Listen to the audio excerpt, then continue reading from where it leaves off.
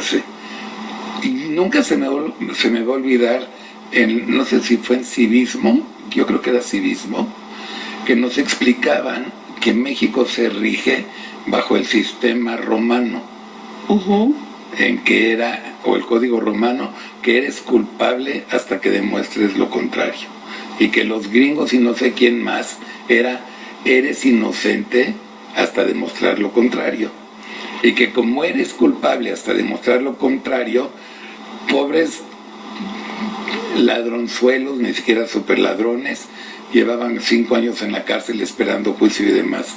¿Sigue esto igual? No, definitivamente ese es uno de los factores que cambia 180 grados. Vamos a ver varios de los factores que van de un lado al otro y que son esenciales para entender esto que tú dices es la presunción de inocencia. Ajá. Y eso significa que debes ser tratado como inocente. Y no es solo el hecho de que tengas que estar en la cárcel hasta que tengas un juicio, sino cómo te aprendieron, cómo te trataron cuando te aprendieron, cómo son tus derechos durante todo el proceso y finalmente hasta cuándo tienes esa categoría. Esto en términos prácticos. Si tú eres culpable, entonces ¿quién tiene que demostrar su inocencia? Tú, como persona que estás ahí y que dices, oye, yo soy inocente, no tengo por qué estar considerado por la autoridad como culpable y por eso tengo que aportar pruebas, tengo que hacer declaraciones, tengo que llevar todo un proceso en privación de libertad, me detuvieron como si fuera un verdadero criminal. Sí.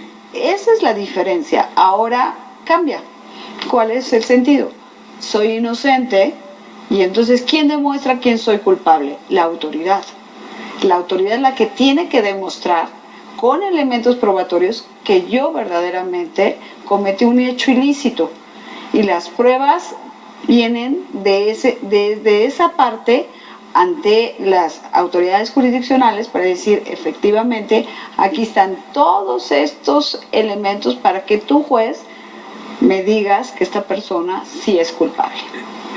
El fiscal, como creíamos en Estados Unidos, ya ves que había un fiscal que es el que yo acuso por esto, que el Estado es el que hace las pruebas, es el que va a poner ante el juez de conocimiento todos los elementos probatorios, es el que construye el caso. Correcto. Sí, creo que es muy similar si nosotros lo ponemos en esas series de televisión que vemos, cómo construye el fiscal, se va llegando de elementos probatorios con el policía, con el perito, con testigos y arma todo una reconstrucción de cómo pudieron haber sucedido los hechos y por qué.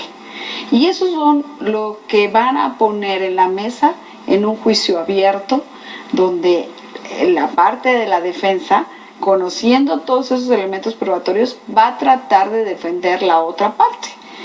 Pero algo bien importante, para que veamos cuáles son los sujetos que tenemos.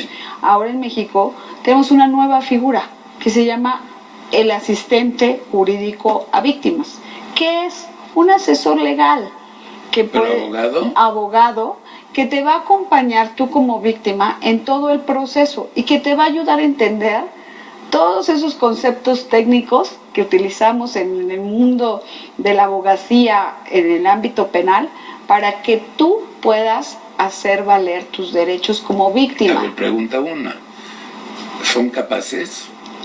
Tienen que serlo. ¿Por qué?